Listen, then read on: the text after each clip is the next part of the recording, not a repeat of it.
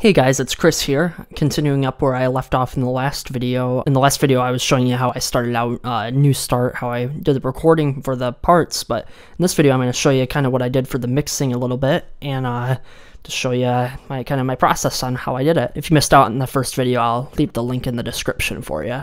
But let's get started with the mix. So what I did was I exported all the stems from Ableton, and then I just pasted them in here. I kind of started out with the volume of each track, so I kind of went to a part where everything's playing, so like right here. And then I had, like, if I go to the mixing window here, I started out with everything on 0, and then I brought it up, so until I found where I wanted it in the mix. Some of the parts are really quiet just to add ambience, and then some of the parts are more of a lead part. You'll notice if you watched the last video that the sub bass was a lot louder. But in like this video, like if you listen here,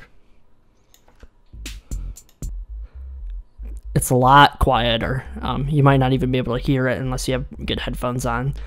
But I just made it so the drums sound more like, so the beat sounds more bassy. So if like you were in a club or whatever, not that this will play in a club, but if it was in a club, you know, it'd be more danceable to dance to. But I don't think this will ever play in a club because it's not really that kind of music. So, so yeah, I started out the volume, then went through and did some EQ on the tracks that needed it, which a lot of them did need it because there was a lot of parts with a lot of bass. So some of these EQs, I just went in and put a high pass filter on, just to cut some of the bass out. So I did that. A lot of these parts don't have compression. If you go in here, let's see, there's compression on the lead guitar. That looks to be it, actually, because the other parts were really already compressed, so I just put it on the lead guitar. One thing that's interesting, if you do look at this lead guitar here, there's this pitch part. So let's go to somewhere where the lead guitar plays. So right here, I'm just gonna do this part. And turn that sub bass off. So I'm gonna go back and forth between what this pitch and this pitch plugin does.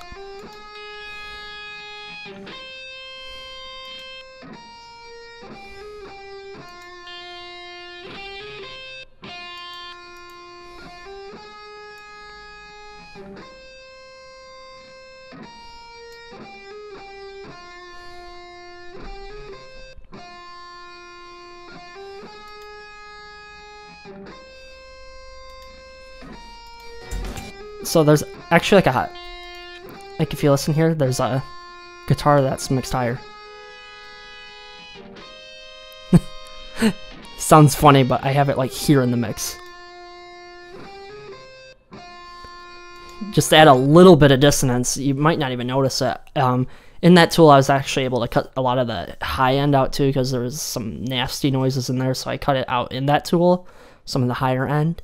And then there's that. If you look at this Rico's pad, there's some chorus on it. Let's go to the pad where it starts here.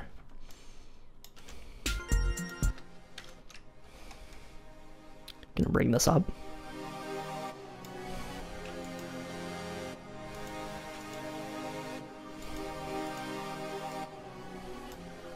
So that's what I would do at 100, but I have it on 50. Kind of makes it like shift a little bit back and forth between the speakers. Not like a phaser, but kind of just to make it sound like a chorus. It kind of sounds cool on the pad to give it some more ambience. I actually did put a phaser on the drums. It's not for the whole part, actually. It's just for the intro part of the drums.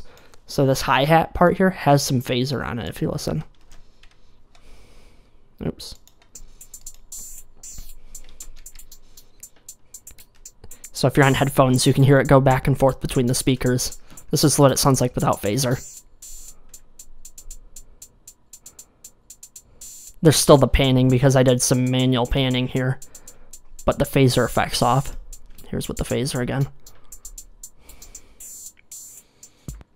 So I just kind of added some effects like that. I put quite a bit of reverb on these tracks. Let's look at like how much are on the drums.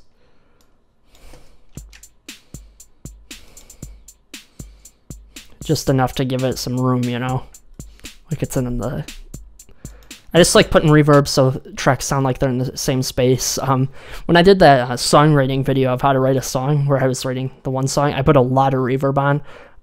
Looking back at that track now, I realize that there is a lot. So when my followers, Marco, actually mentioned that in the comments, so thanks for letting me know that. I've actually went back and remixed that song and made it more fine-tweaked like this. I was kind of rushing on when I made those videos to show you how I mix. So one of these days I'm going to make another video on how to write a song, and I'll go slower through the mixing process so I'm more happy with the decisions I make, and so I can test them out on different monitors. So if you watch those videos and you applied those to your own mixes, I'm sorry if they turned out like crap, so just putting that out there. But yeah, this song doesn't have too much mixing. A lot of it's automation for panning and stuff, just to make things like go around between the headphones and sound kind of futuristic. That's kind of what I was going for. Like I said in the other video, I was playing Ratchet and Clank, so I kind of wanted that futuristic outer space type vibe going on. So yeah, that's all there is to this. If you like this video, please let me know in the comments, and I'll make more of these track breakdowns.